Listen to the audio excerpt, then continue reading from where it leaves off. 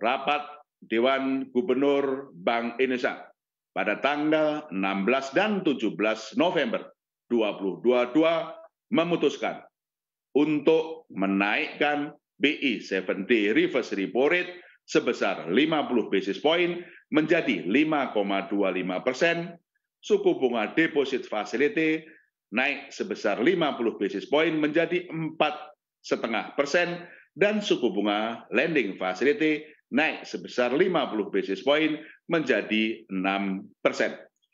Keputusan kenaikan suku bunga tersebut sebagai langkah lanjutan secara front-loaded, preemptive, dan forward-looking untuk menurunkan ekspektasi inflasi yang saat ini masih tinggi dan memastikan inflasi inti ke depan kembali ke dalam sasaran 3 ± 1% lebih awal, yaitu pada paruh pertama 2023, serta memperkuat kebijakan stabilisasi nilai tukar rupiah agar sejalan dengan nilai fundamentalnya akibat kuatnya mata uang dolar Amerika Serikat dan tingginya ketidakpastian pasar keuangan global di tengah peningkatan permintaan ekonomi domestik yang tetap kuat. Bank Indonesia juga terus memperkuat respon bauran kebijakan untuk menjaga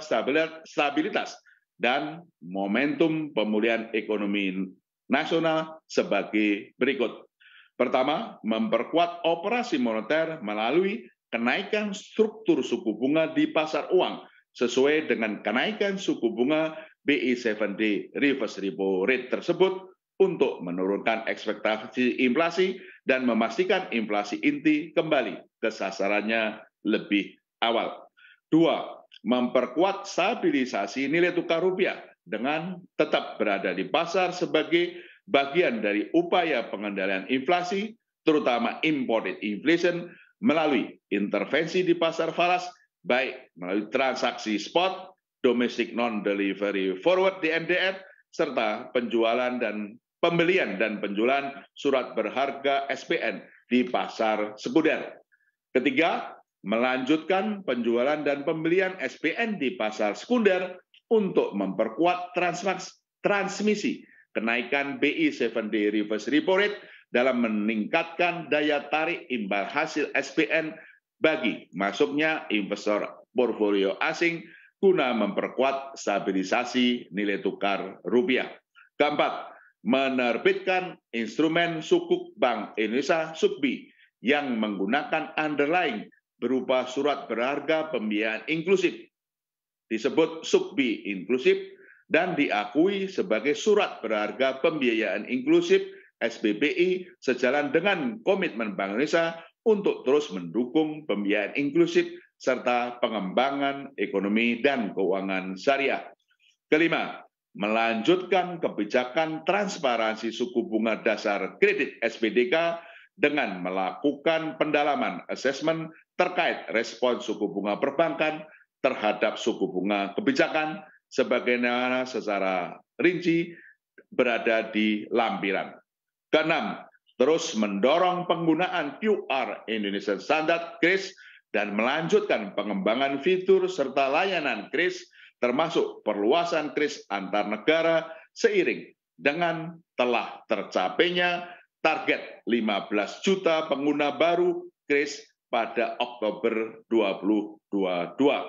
Ketujuh, mendorong inovasi sistem pembayaran termasuk melanjutkan akseptasi BI Fast kepada masyarakat melalui perluasan kepesertaan dan kanal layanan serta terus melanjutkan komunikasi publik secara berkala.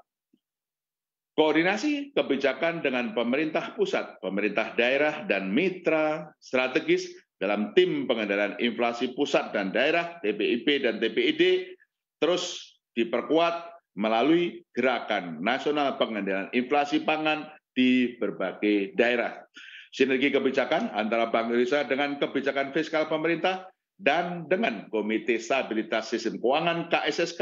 terus diperkuat dalam rangka menjaga stabilitas makroekonomi dan sistem keuangan, serta mendorong kredit dan pembiayaan kepada dunia usaha pada sektor-sektor prioritas untuk mendukung pertumbuhan ekonomi, ekspor, serta inklusi ekonomi dan keuangan.